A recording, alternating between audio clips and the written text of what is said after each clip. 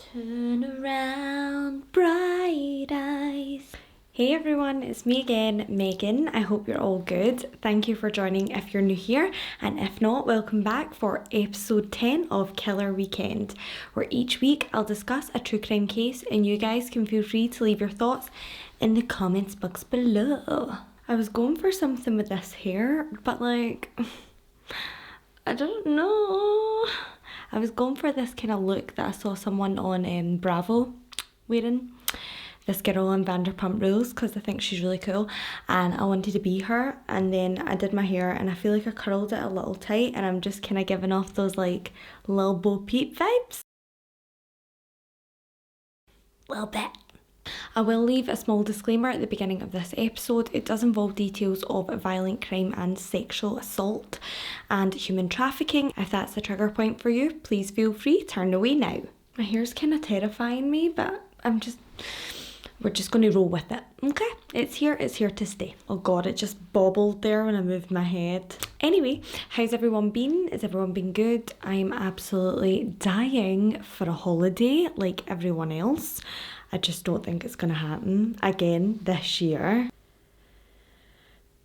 But speaking of holidays, a nice little segue into this week's episode. Every summer, thousands of senior students end their amazing stint in high school with a kind of holiday. Here we do it when we're in 6th year in Scotland, and we usually go to some like cheap and nasty like 2-star hotel in Benidorm or Malaga or Magaluf, which is also known as Shagaloof. But overseas they have a little bit more kind of glamour.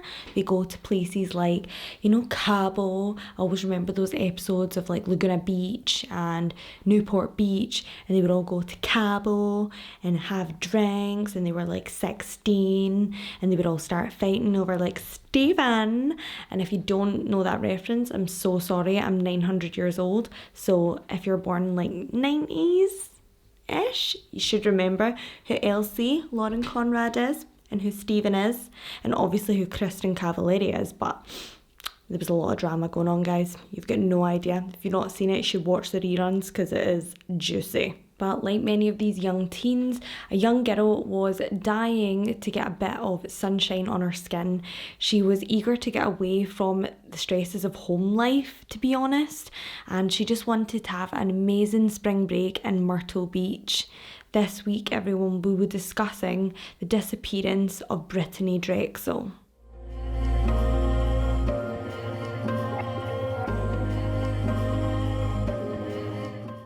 Brittanee Drexel was born on the 7th of October in 1991 in Rochester, New York. She was the first child of John... Now I'm going to butcher this. I'm really going to butcher it, but I can't say it. I can't say his name, and I'm sorry. I'm sorry, John Kaluluhu. If that's you out there, I'm so sorry. I've literally Googled it. I don't know. It's a Turkish name, I believe. So please feel free to write the right pronunciation in the comments below, because I'm an absolute moron. So Brittanee was the first child of her father, John something, and her mother, Dawn Plekan or Plekan. Any Smiths in the room? No? Okay. Unfortunately, they were quite young when they had Brittanee, and it didn't really last. But luckily, Dawn met an amazing guy kind of soon after the relationship ended. She met a man named Chad Drexel, the nicest guy ever. He takes on Brittanee as if she's his own child. She even takes his surname, hence the reason why her name is Brittanee Drexel. And he and Dawn then go on to have 2 other children, a little boy and a little girl, who Brittanee absolutely adored. Like, they were her whole world. She would help them with their homework, she would make them breakfast in the morning, she would brush her sister's hair and let her do her makeup. It was just a really, really nice relationship. Everyone always said that no matter what was going on in the household, Brittanee was always there for her siblings. After a short time in Rochester, New York, the young family then decided to move to a small town of Chili. It's spelled like chili, but it is pronounced Chili, and they decided to move there. It was a quieter town, and they just wanted somewhere where they could finally settle. Brittanee herself actually grew up a tomboy. She was into her sports, into her sports. I can't speak at night. When are we ever going to learn, guys? She was into her sports. That's the word we're going for. So she decided that she wanted to join the school's soccer team, which she excelled at. Her coach even said that he had never seen someone as fast as Brittanee move on the field. She was really petite. She was only 5 foot, which same here, girl. And she was 100 pounds, which not same here, girl. It's been lockdown. It's been hard. Sadly, actually, at a young age, Brittanee's family had realised that there was something not quite right with one of her eyes. She appeared to be blind in one eye, and this was due to a piece of membrane not forming properly when she was in the uterus. So therefore, Brittanee couldn't see out of one of her eyes, and as it had the tendency to wander because the muscle had weakened, she then had to get contact lenses and several surgeries to help strengthen the eye. She did wear these contact lenses, but her eyes were striking enough anyway. This held the eye in place and meant that she didn't have, the wandering eye situation. She had really beautiful piercing blue eyes, like amazing. She had quite tan skin, so it was quite a rare combo, and she did get the attention of a lot of people. Some not so great. She got some negative attention off of girls, and that was just because they were a wee bit jealous of her. She was a really spunky person, really outgoing, really lovely and friendly. She was really athletic and really beautiful, and we all know that if you're cute in school, it's not always a great thing for you. I've read a few statements that she had a few different kind of dreams in life. She really wanted to be either a beautician or a nurse or a carer. There was loads of things that she kind of wanted to do, and she was quite ambitious. She didn't really just want to settle on one thing. She did want to go to college to study nursing and then perhaps do the beautician side of things on the side as like a kind of side job. So she wasn't a lazy girl. She always wanted to work hard. Sadly, her mum and dad, or stepdad, who adopted her, Chad, they eventually separated, and it was quite amicable, but unfortunately her mum wasn't able to keep the house on her own. It was too expensive and she couldn't keep up with the mortgage payments, so eventually the house went into foreclosure. So this was super stressful for Brittanee, as it would be for any teen going through divorce, let alone losing your childhood home. And she was also stressing about her brother and sister. Where were they going to live? And Chad actually moved far away, so this meant that unfortunately they wouldn't all be together, and that was just really something she wasn't ready for. Brittanee and Chad were super close, and she saw him as her primary father.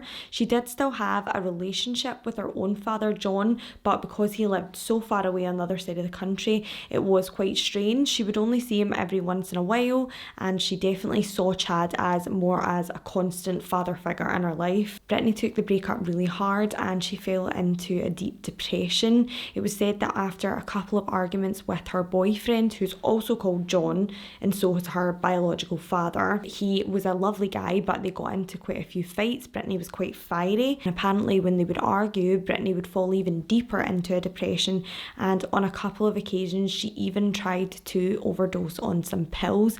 Her dad, Chad, said that he felt super guilty about this and felt like it was his fault because the family dynamic had broken up. He also said that Brittanee was dogging school, ditching school. Dogging school is a very Scottish term. So Brittanee was ditching school, ditching classes. She wasn't turning up for things. Her grades started taking a massive dive, and her mum and dad were just really concerned about her. They tried to sit her down a few times, but it seemed that she was just on this path of rebelling, and she wasn't happy with the breakup. Even though Brittanee had a good group of girlfriends at the time, she seemed to gravitate more towards the older crowd. So there was a group of girls that were about 19, 20, so we're talking about a good 2 years older at least than Brittanee, and she just felt like they were like the cool kids. They were out partying every weekend. They were always out drinking and having a good time, and they were planning on going to Myrtle Beach for spring break. Brittanee really wanted to be accepted into this crowd, as she felt like she was quite mature for her age, and therefore in 2009, when spring break time rolled around, Brittanee actually asked her mother if she was able to go away with this group of older girls and their boyfriends, and her boyfriend John would also be going. Obviously, Brittanee's mum, like any other mother, and our 17-year-old daughter asked to go away on a girls' holiday, 14 hours drive away. She says, Absolutely not. One, you've not been behaving at all. You've been, missing class. You've not been doing your homework. You've been dropping in your grades. Not only that, we don't even know these girls. These weren't Brittanie's core group of friends. These were girls that she was more so kind of like acquaintances with, and her mum just didn't feel comfortable. Also, they were going away and staying at a hotel where there'd be no adult supervision apart from these random girls her mum didn't know. So understandably, her mum said absolutely not. Brittanie's mum said that Brittanee would kind of like play her mum and dad off against each other, especially since the divorce, because they weren't communicating as much, which I think is just like a general move for every bratty kid whose mum and dad are splitting up. Mum says no, dad'll say yes. So she goes to her dad, Chad, expecting him to give her the green light, and he luckily emulates exactly what her mum Dawn's saying. He's, no, absolutely not. You've been really bad at school and we can't rely on you. You've also had these mishaps with the drugs recently and overdosing on painkillers, and we just really don't want you to put yourself in a bad situation with people that you don't know. Brittanee is really angry about this. Like any normal teenager, she stomps around the house for days, sulking, fighting with her mum, asking her mum why she can't go. Do you not love me? Do you not trust me? You're ruining my life, etc. But her mum and dad, they don't budge. So therefore, Brittanee then decides to speak to her mum one last time and ask her if she's able to go to Myrtle Beach. Her mum says absolutely not. Brittanee then gets really angry, packs a bag, and then gets her boyfriend John to pick her up outside her house. John picks her up in his car and he takes her to one of her friends' houses. When she's at this friend's house, she then phones her mum and says, listen, we've had our fights this weekend. I know we're not getting along. I just want a few days just to cool off. I know I can't go to Myrtle Beach, but it's okay if I just go and stay at a friend's in Rochester right round the corner and just stay for a couple of days for the weekend just to cool off, because it's just been a lot for me this year. Her mum, like a good mum, says yes, but I want to talk to your friend's mum just to make sure that it's okay that you stay there. Her mum then proceeds to speak to someone, but it's not a mum. It's not a mum, and unfortunately Dawn doesn't know this. The person puts on a really good performance at being a parent and says that it's fine that Brittanee stays at their house with their daughter. Her mum is none the wiser that Brittanee has no plans to stay in Rochester that weekend and that she's off to Myrtle Beach. The two girls that Brittanee is planning on going down to Myrtle Beach with is a girl named Jennifer and a girl named Alana and their two boyfriends. The girls don't really know Brittanee that well, and her boyfriend John thought they were a little bit closer than what they were. Unfortunately, John said that he couldn't go. He phoned Brittanee and said, sorry babes, I need back out. I've got work, I can't get out of it. He couldn't get someone to cover his shift, and therefore Brittanee headed down to Myrtle Beach alone with Jennifer and Alana and their two partners. Kind of like a fifth wheel, which just sounds crap already. Just having a wee drink, wee dry mouth, wee cotton mouth. It always reminds me, and not that I take anything this man says to heart, but always reminds me how Donald Trump said, I've never seen a skinny girl drink a diet drink. Well, I'm not skinny, Donald, and I'm drinking it. So maybe you're right. After a 14-hour plus drive down to Myrtle Beach, the three girls arrive at the Bar Harbour Hotel. Now, at first, everything seems really, really good. The girls get ready for their first night out on the town. They're really excited. The girls start getting dressed and getting really excited. You know how it's like on your first night away on a big holiday and you just get all the makeup on your face that you possibly can, and you put on like your little short shorts and your little patterned top, and you just get out on the dance floor. So the girls were doing that. They were heading to a nightclub and they were super excited.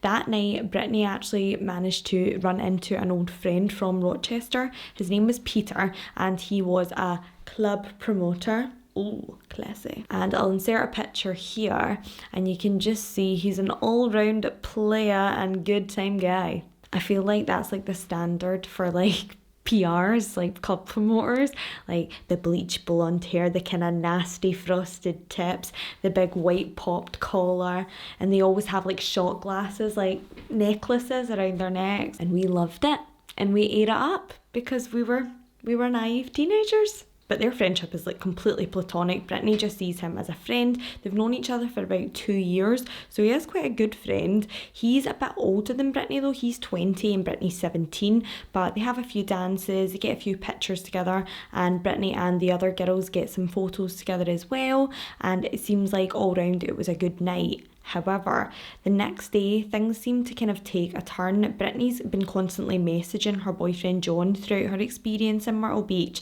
and everything seemed great up until the next day after the nightclub night. So she says to John that things aren't as great as what they've been, that she's a kind of miserable, the girls aren't really being nice to her, they're leaving her out of things, and not only that, they're bringing loads of random guys back to the hotel room, and she just feels a little bit uncomfortable. It was said that they kept bringing like friends of their guy friends back to the hotel. They were bringing their boyfriends back, which Brittanee hadn't really signed up for.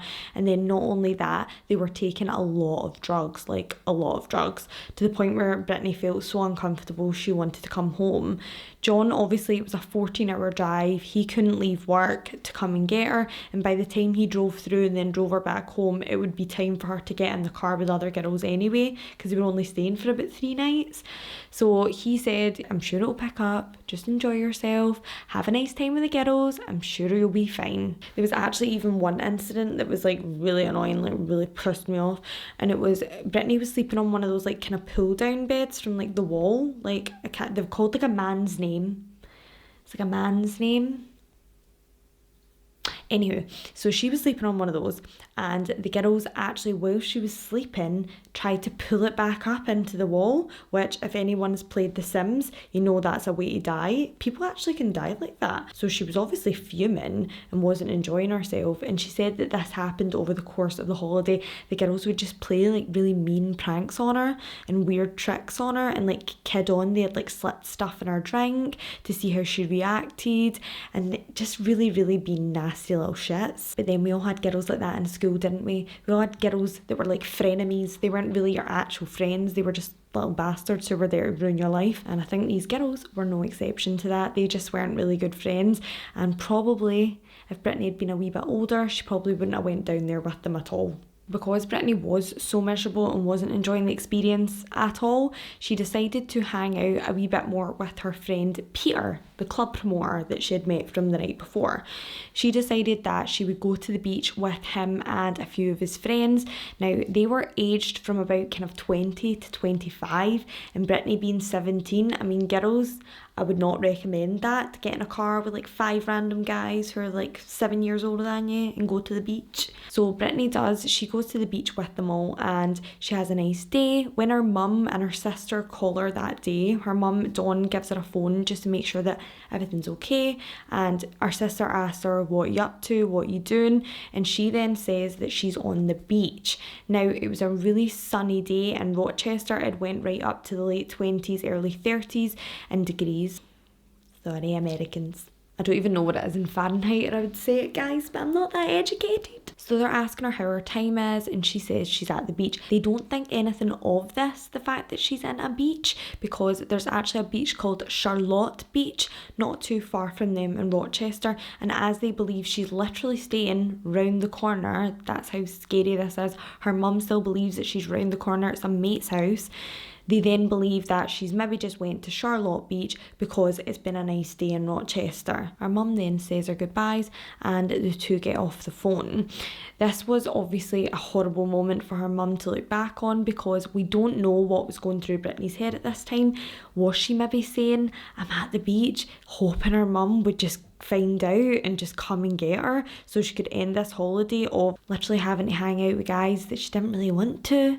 I mean, I just think it's quite sad. We'll never know, I guess, where Brittanee's head was at with that one, but maybe she just wanted to give it all up and go back home and lick her wounds there. Peter, the club promoter, and his friends were actually staying at the Blue Water Resort, which was only about a mile away from Brittanee's hotel, so therefore he said he would drop her off, and if she fancied coming back to their hotel later for some drinks, then she could do so. So Brittanee decided that she would do that. She went back to her hotel, but when she got back, she actually realised that she'd left her flip-flops in his car.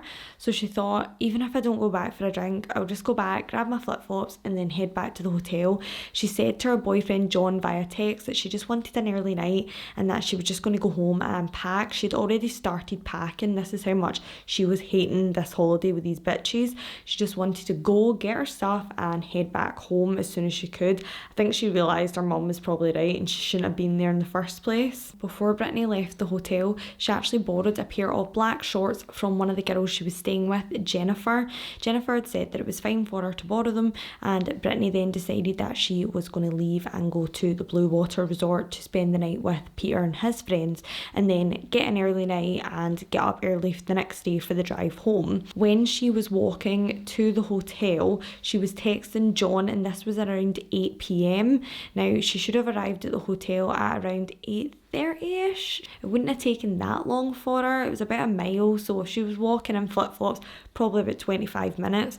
So she was walking there and just messaging John just to kind of make sure she was safe the whole time, and he was just asking her how her trip was. She just said that she was miserable, she wasn't happy, the girls were absolutely alienating her, she wasn't feeling like she had any friends there. She didn't really understand why the girls had invited her down to Myrtle Beach, because they were literally just ignoring her. There's a few pictures you can see of their trip, and they're kind of pushing Brittanee like into the background, like now when you were like 15 and those little bitches used to just push you into the background. So the two of them are like here, like one of their little faces are there, and Brittanee's like at the back trying to get in, but she's only 5 foot, so what can she do? John says to Brittanee, just enjoy your last night, have a good time, you're literally only there for one more night and then you'll be home tomorrow to deal with all the drama that's at home, so just try and have a nice time.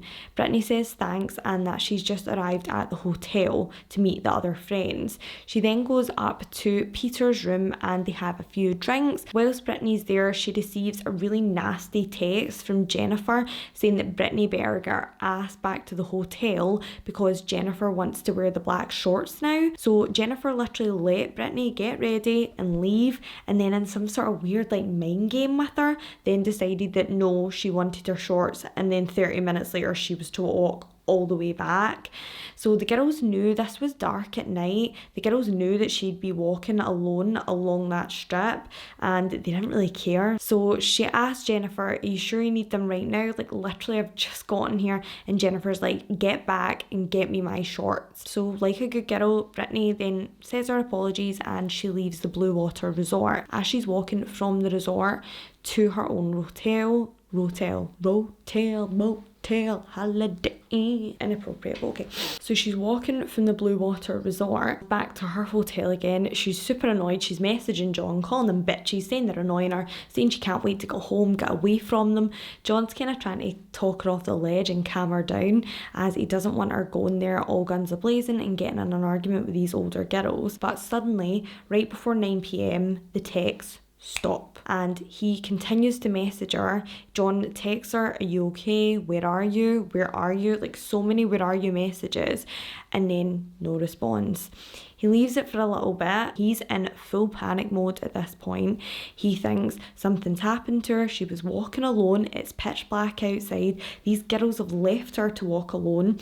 And she'd been texting John like every 10 minutes, even when she was at the beach or in a club. She was always going outside to text John. So it was at that age where they constantly were in contact. It was like young love. And it was super strange for her not to message him back. When you get older, it's like totally different. Like I could literally not message my boyfriend for like 5 days. He'd be like, you were gone? You were missing? When? But John was amazingly on it for someone of that age. You need to bear in mind they were about 17, 18 and they were kind of high school sweethearts, but he was super on the ball, and he decided then something wasn't right. He knew Brittanee wouldn't just stop texting him. She still had a wee bit of the walk to go and she'd literally just left that hotel. So therefore he decides to kind of test Brittanee. He texts her and says to her, Brittanee, if you don't answer one of my calls or my texts, I will call your mum and tell her where you are. And he thinks if anything's going to like jerk her out of being a little brat, this will, in case she was just ignoring him or she was hanging out with someone else she shouldn't have been.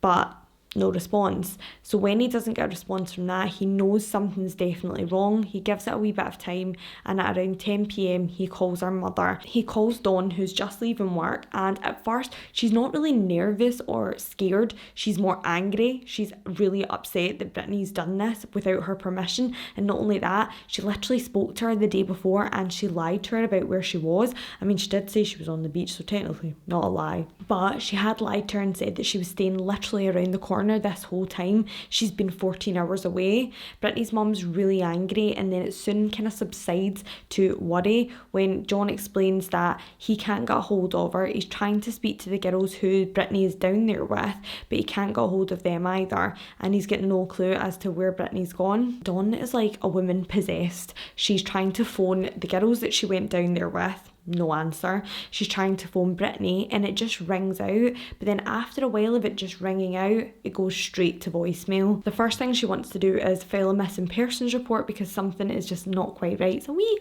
bit dodgy, and she decides that she wants to get in touch with the police department. But obviously when she contacts the Rochester Police Department and the Chilliwack Police Department, there's not much they can really do because it's not in their area. We're talking about 14 hours away. Luckily, Dawn has a friend in Carolina near Myrtle Beach who agrees to drive through and place a missing persons report on Brittanee, which is really, really lucky because they would have had to wait 14 hours before they could drive through.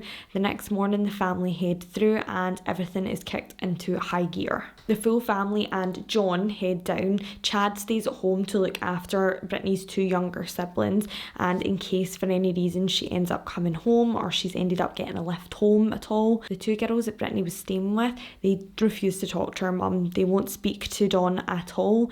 They're really, really flippant. They don't know where she is. They don't really care, and they're not really concerned at all when Dawn says that she's missing and that she's not answered any of her phone calls. She's also not returned back, and a few of Brittanee's items are also in the hotel room as well, things that she would never have left without. Upon arriving at the Bar Harbour Hotel as well, Dawn finds out something really, really not okay.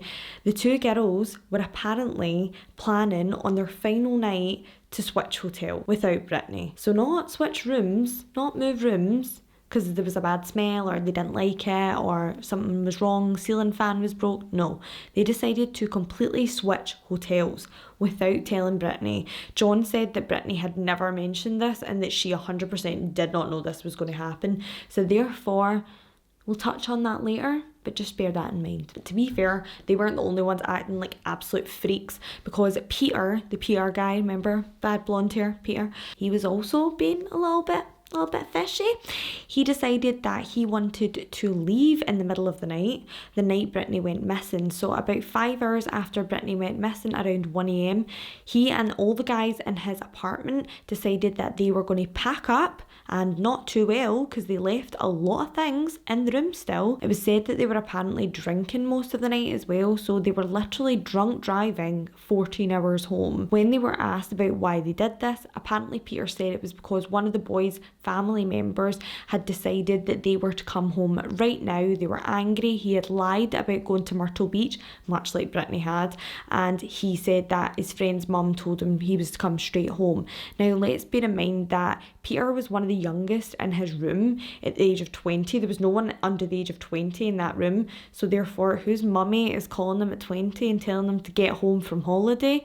I just don't like it. And not only that, it was speculated whether one of the families found out that Brittanee was missing and then told the boys to get home, because the minute Peter got home, he lawyered up and got a criminal defence attorney. Okay, Pete. This must be unbelievably frustrating for Dawn and Chad and the rest of the family, because no one will talk to them. Literally no one will speak to them. It's like Brittanee vanished and no one gave a shit. It's like everyone just thought, oh well, she's gone, bye, we're going too.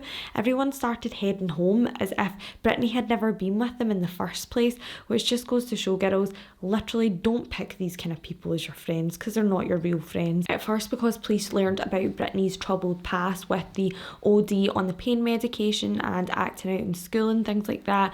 They initially thought that Brittanee was a runaway, but her friends and family said that was not possible. She would never leave her brother and sister, and the relationship between her and her mum was essentially really good. She had acted out a couple of times in the last few months because of the divorce, but it was never extreme enough for her to run away from home. Also, she hadn't done anything like that with the drugs in a long time, and she was actually receiving counselling for it, and it was seemingly helping her. So it wasn't one of those dire situations where she had to get away because the house was like a pressure cooker, but obviously you never know what's going on inside someone's mind. Her family were still adamant this is not something Brittanee would do. When police begin to check like CCTV of local businesses and things like that, they see a big gap in between where Brittanee left the hotel and where she was last seen on CCTV. So Brittanee was seen entering the Blue Water Hotel, and just like Peter and the guys said, she was seen leaving the hotel. So at least police know that she left the hotel safe and sound, and they don't see any of the boys leaving the hotel after Brittanee at all. So Peter and his friends are therefore exonerated because the hotel staff agreed that they never left, they never called cabs, and they never headed out until later on in the night. They also determined that between the time of 8:48 p.m. and 9 p.m. is when Brittanee went missing. When Brittanee stopped responding, her boyfriend John had spoken to the other girls and said, can you try and call her in case she's just ignoring my calls for some reason? And the other girls, I think, did try and text her or call her, ask her where she was. Her phone began to ping, so every time, even if your phone isn't in use by you, as long as it's switched on and you're receiving texts and calls, your phone will ping off of cell towers. It's not always exact, it's not an exact science, but it is able to ping you into a certain location. Brittanee's location was moving so fast, and it was in the exact opposite direction of where her hotel was. So from the hours of 9 p.m. and then onwards to 11 p.m, it was taking her into a much rural area away from her hotel in Myrtle Beach.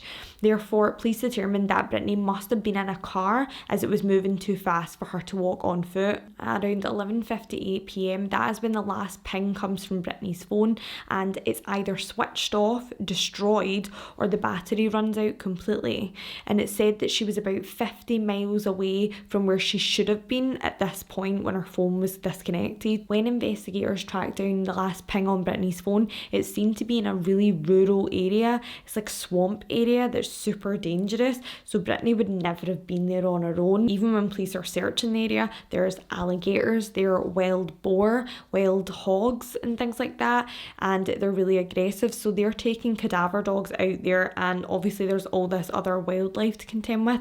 Not only that, it's kind of swampy as well, so obviously there's really deep pits and things like that, and they just need to be super careful. They do keep searching for Brittanee. They've got people in the air, they've got people on the ground, they've even got boats going through the water just to see if anything's in the water that might give them any clues.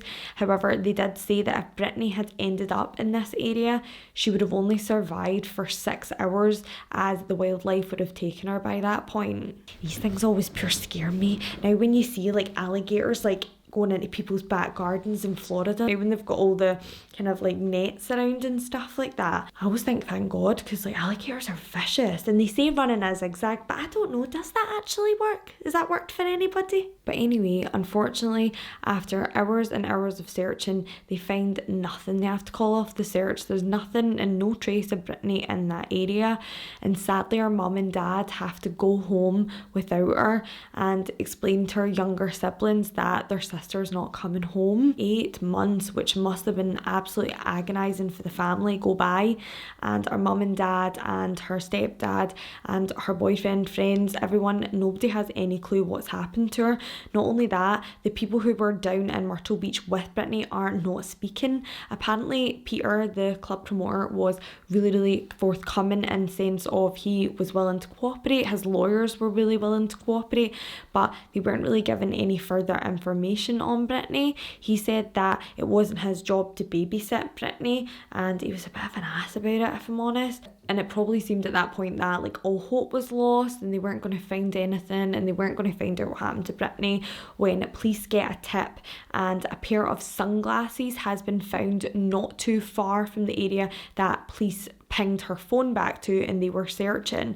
It seems really deliberate though. The thing is, the rangers in that area said that an item like that would have been probably taken into the swamp by an animal, or it would have been really, really damaged had it been left out there for 8 months. It seemed like it was deliberately placed as they don't get a lot of hikers in that area. It's mostly kind of fishermen and people on boats because of the aggressive wildlife. There's a pair of sunglasses which look basically new, and police think it may belong to Brittanee. I think it was found by a couple of people who were out fishing. So Brittanee's mum, she said it could be Brittanee's. She said she got a pair of sunglasses for her Easter that year and it could be for that. But her boyfriend John, he didn't seem as convinced. He said that he'd never seen Brittanee wear them. He didn't know if Brittanee had maybe bought them when she was in Myrtle Beach, but he said that he'd never seen her wear them and that he didn't think they were hers. The park rangers as well don't think they were Brittanee's. They think they were strategically placed there in order to throw suspicion in a different area. A few months later, almost a year to the day where Brittanee went missing, a young woman is abducted or attempted to be abducted. You see, Rhonda Massey was actually leaving the Blue Water Hotel and someone tried to grab her into a light blue van. She said there was 3 African American males. One tried to grab her and she actually managed to catch him with her elbow and get away. Fortunately, they didn't get her and Rhonda survived. She was only 20 years of age and she managed to pick a man from the lineup that police showed her. The man that she chose from the lineup was a man named Sean Taylor. Sean Taylor was 37 at the time and he had over 30 criminal charges against his name in the past. These vary from domestic violence, resisting arrest and stuff like that, and drinking and driving. He also had a ban on his license and then continued to drive when he didn't have a license. So it was just a few different things that were stacked up against Sean Taylor. He was from, let's just say, a bit of a sketchy family. So he had a brother named Randall Taylor who was also charged with the rape and murder of a young woman also in the same kind of area. Unfortunately though, the 19-year-old woman who was murdered and then found burnt up in her car, he was actually let away with that because he had a friend on the police force that apparently tampered with evidence and made the evidence inadmissible in court. So he got away with that because he literally had a friend on the inside who ruined the evidence for him. And also, in another kind of unfortunate turn of events, not only did Randall Taylor escape justice, it also seems like Sean Taylor escaped justice as well because he had an ironclad alibi, apparently, for the day of the abduction. It was said that perhaps there was a confusion with the lineup. You see, they had a cousin in the Taylor family called Joshua Taylor, and it was said that the family looked so alike. So Sean had a son himself named Timothy Deshaun Taylor, and it was said that Timothy and his cousin, who was Joshua, looked the double of each other, and that family members would even get all 3 of them mixed up because they all looked so alike. So it is possible that perhaps she wasn't shown all the members of the Taylor family in the lineup. Maybe she got them mixed up. Even their family gets them mixed up, so why wouldn't she? And then not only that, it is a possibility that his ironclad alibi maybe wasn't really an alibi. I mean, they've apparently got loads of friends in the police, so you never know. However, almost 7 years after what happened to Brittanee, it seemed like their luck was running out in the Taylor family because a young man named Taquan Brown decided to come forward to the FBI about something he had seen a long time ago. Taquan Brown was already serving 25 years to life in prison for a manslaughter sentence, and I will say this because I think it's important so people don't think that, oh, he's just doing it to get a shorter sentence. He actually wasn't offered any commute on his sentence already. The FBI have agreed there was no deal made and that he wasn't offered anything to come forward with this information. Apparently he just came forward because he had felt guilty and he was spending his life in prison. He had found religion, as they all do, and he decided that this was the right thing to do, was to come forward. So he said back in 2009, when Brittanee disappeared, around a couple of days after this, he went to what's called a stash house, which is a place where kind of dodgy guys keep guns, drugs, booze, things like that, cigarettes, things that they sell illegally, and also on occasion women that they like to traffic. So lovely. Thank you, men. Tuquan said that he arrived at the stash house to make a deal of sorts, or to pay off a deal. So it's understandable he was probably involved in illegal activity, and maybe this is why he never came forward till now. He's in jail for 25 years. What's he really got to lose? So he said that he went into the stash house, which is an absolute shithole.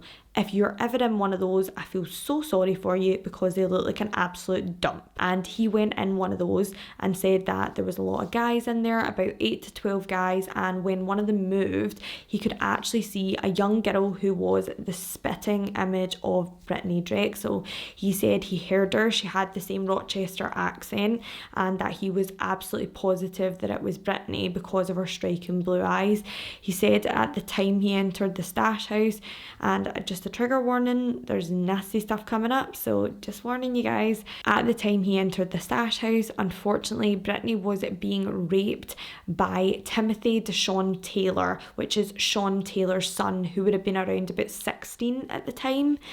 He said that she was being sexually assaulted by him, and not only that, money was then being given to Timothy Deshaun Taylor for lack of a better word, this is horrific, turns on Brittanee. So these men were here to pay for a service. He said that Brittanee seemed kind of out of it, as if she had been drugged, and he just walked up to the back, ignored it, as you can, and paid Timothy's father, Sean Taylor. He paid him for a service, who knows what that was, and then he left the stash house, and that was that. He said that on the second occasion he saw Brittanee Drexel was at another stash house when he arrived there, and yet again Brittanee was sitting on a couch, she looked drugged out, she didn't look there, and he went up the back to pay Sean Taylor. At this point, Brittanee actually ran from the house when he was leaving. One guy ran out and pistol whipped Brittanee, so started hitting her, and then once she was kind of incapacitated,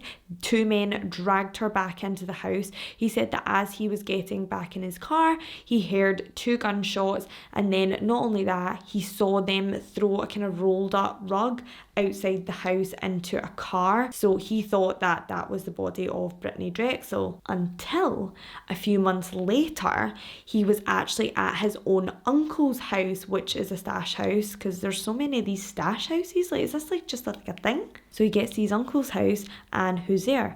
It's Brittanee. And apparently Brittanee was then taken out back, and she was shot and then taken to a swamp area to be dumped and fed to the gators. He didn't say that Timothy Deshaun Taylor and Sean Taylor were involved in that part of it. He said it was a man who he only knew by Nate who shot her and disposed of her body, but he said that the trafficking and the sexual assaults definitely was Sean Taylor and Timothy Deshaun Taylor that were instigating that at the time. Timothy Deshaun Taylor was quite a troubled young boy as well. At the age of 16, he had already racked up quite a few criminal convictions. He was a getaway driver at a McDonald's robbery, which I know it's not funny, someone got shot, okay, but now when you think about robbing somewhere, McDonald's, Happy Meals, is that bringing in all the cash? Yeah. Several people started to come forward and confirm the story about seeing Brittanee in these stash houses basically being handed out to other men. They also agree that it was a man named Nate that had shot Brittanee twice in the back of the head and dumped her in a swamp area. Because there were several witnesses coming forward, police believe that this is what happened, and unfortunately Brittanee was involved in some sort of trafficking ring. It's really annoying because I watched the Disappeared episode, and at the time time the investigators of the county were speaking about it, Brittanee's mum was adamant. If any of you have seen the Disappeared episode, if not, go watch it. It's really, really good. It's really, really interesting. So basically, Brittanee's mum the whole time has been gung-ho for this trafficking idea. She's adamant that trafficking is a problem in Carolina and that her daughter was basically sold like a product.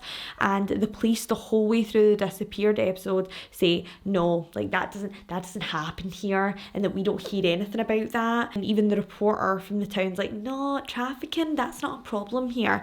And then literally a few years later, we've got this all over the newspapers. It's not a problem? Okay. So it's clear that they just didn't really know or want to know what was going on in their own town. Trafficking, as we all know, is a very, very iffy one as well, because a lot of people in power can be involved in things like that, as we've learned in the last few years from big documentaries.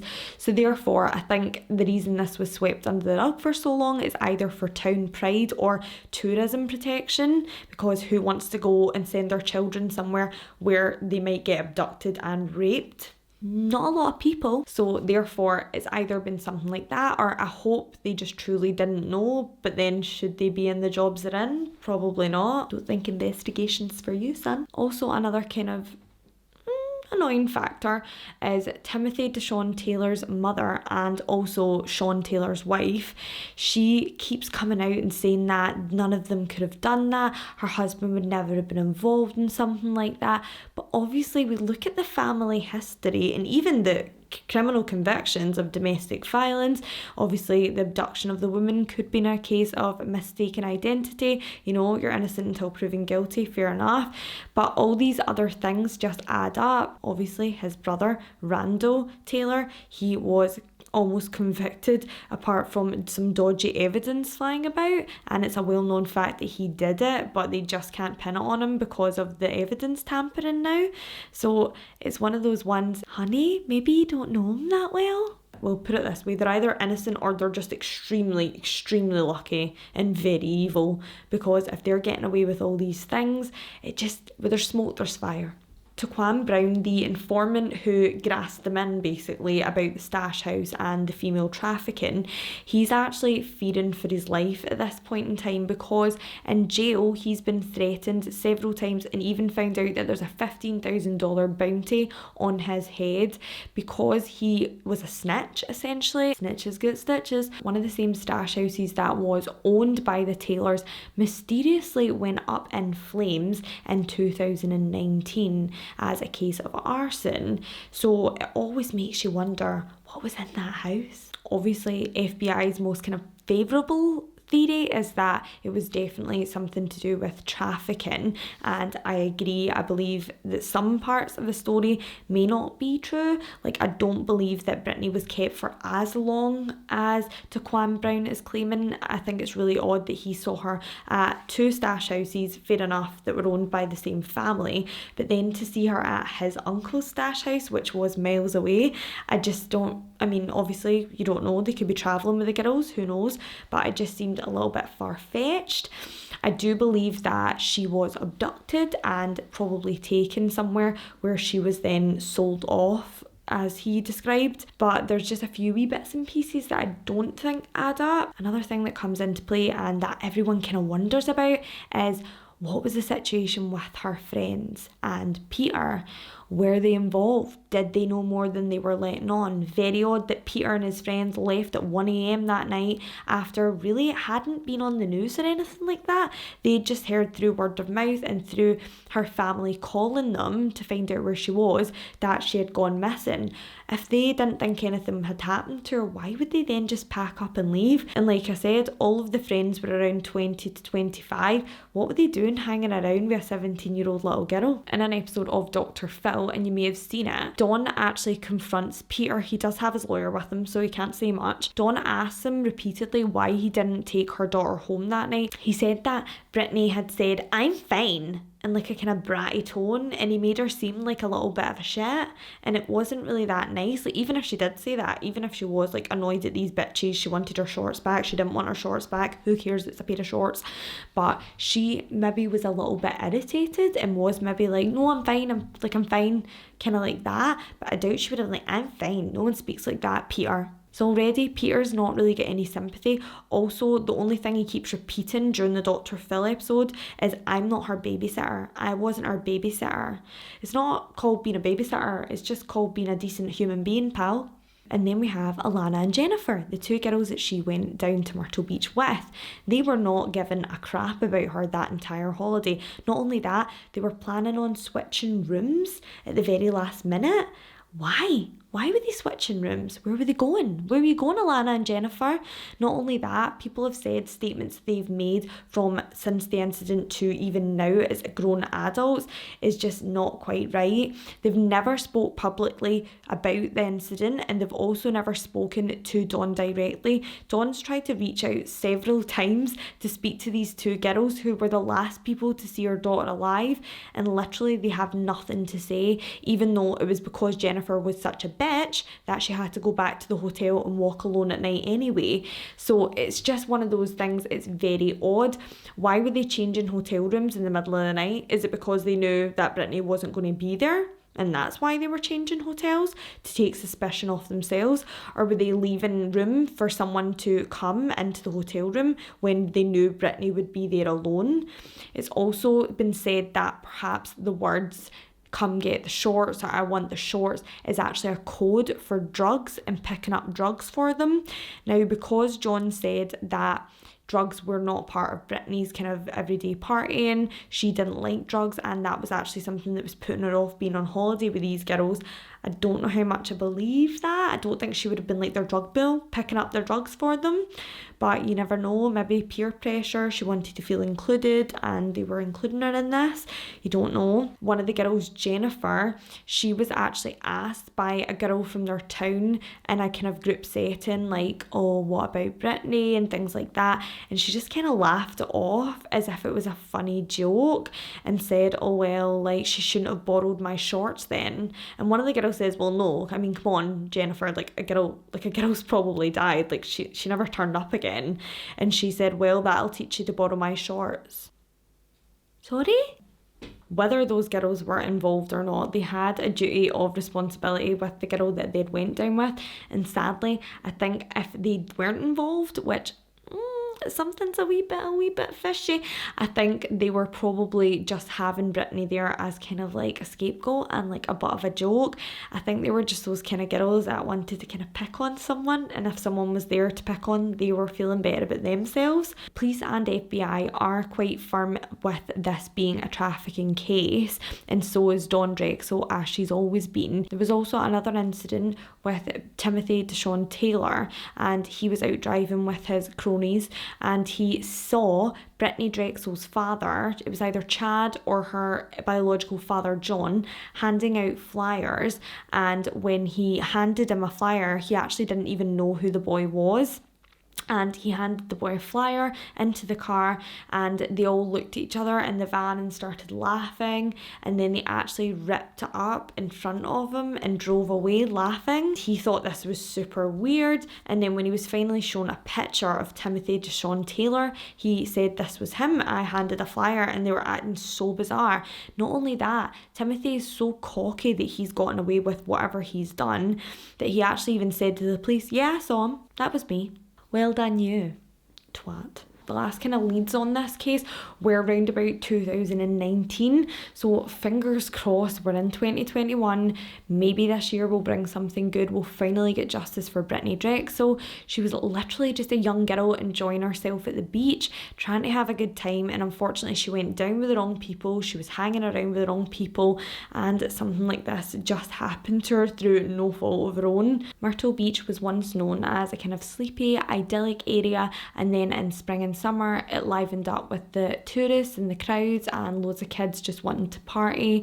They're not too bothered about being of age for drinking here, so therefore it's quite a popular resort for young people to come. But after this happened, it kind of placed a dampener on the place, and obviously all the recent news with human trafficking in Carolina has kind of made the place not as popular as what it used to be. I really hope they get these guys. I really hope, something happens and there's movement in the investigation, because it's just so sad. What do you guys think? Do you guys think that the mates were involved? Do you think Peter was involved, the guy with the dodgy hair? Do you think the friends were involved, little bitchy Alana, bitchy Jennifer? Do you think they brought her down for something more sinister? A little bit of money, a little bit of drug money? What was in that stash house that burnt down? Hopefully we'll know soon. I think there's a couple of things to take away from this. Don't go away on holiday with shitty friends. Don't leave your friends alone, because then that makes you a shitty friend. I hope you guys liked this week's episode. I love filming every week for you guys, and now that I've got kind of better setup and stuff like that, it just makes it so much more enjoyable. I've not got the anxiety of trying to edit out horrible noises every week. So fingers crossed the audio is improving. Please. Please, please, please. Hope it is. I don't know what this is. I'm just gonna stop moving. Oh, I've also been kind of posting on my Instagram that something exciting is coming quite soon. And whether that's exciting or not, I don't know. I think it is. So I wanted to do an extra episode where I can be a wee bit more myself. I feel like I just want to be super respectful when I'm doing these episodes. I don't want to throw in too many puns, too many jokes. I feel like you're talking about people's children here, people's parents. It's not respectful. So I thought what we could do is every Wednesday do a Weirdo Wednesday with weird tales, urban legends, ghost stories, true hauntings, and perhaps a couple of stalker cases thrown in the mix. And we can do something fun, like we can have, get a few drinks in, not this kind of drink, like an actual drink. And then we can do our makeup or fun stuff like that, just whatever. I do specialise in kind of more theatrical makeup, so I like to do things like this and things like this. So if that's something you'd be interested in, I know it's a bit boring sitting watching someone do a winged liner. I love watching it. It's not for everyone. It's just something, to keep me busy. And if you're missing a pal right now, I'll be your pal, whether you like it or not. Best friends. I'm so sorry about the face I just made. I deeply apologise. But yeah, if it's something you'd be excited for, please leave a comment in the comments below. If it's something you're not excited for, just shut your mouth, because I'm doing it anyway. Please guys, do hit that subscribe button and press the thumbs up button. It really helps me and my channel. And if you're nice and you want to be a nice person, then hit the notification bell just for good luck. Also, please feel free to follow me, not around, you weirdo, on Instagram at Megan TrueCrime. I also have a TikTok at Megan.TrueCrime, and I have a Facebook page, Megan space TrueCrime, and the app for that is at Killer Weekend. And I guess oh my god, this hair, I've just realised how wild it's just. Oh, I'm so sorry. Oh, look at We'll try again next week. I cannot wait to see you all. I'll see you on Wednesday now. And remember everybody, lock your doors and don't talk to strangers. Actually, don't talk to creepy PR men who sell little shots on the street with bad bleached highlight. See ya!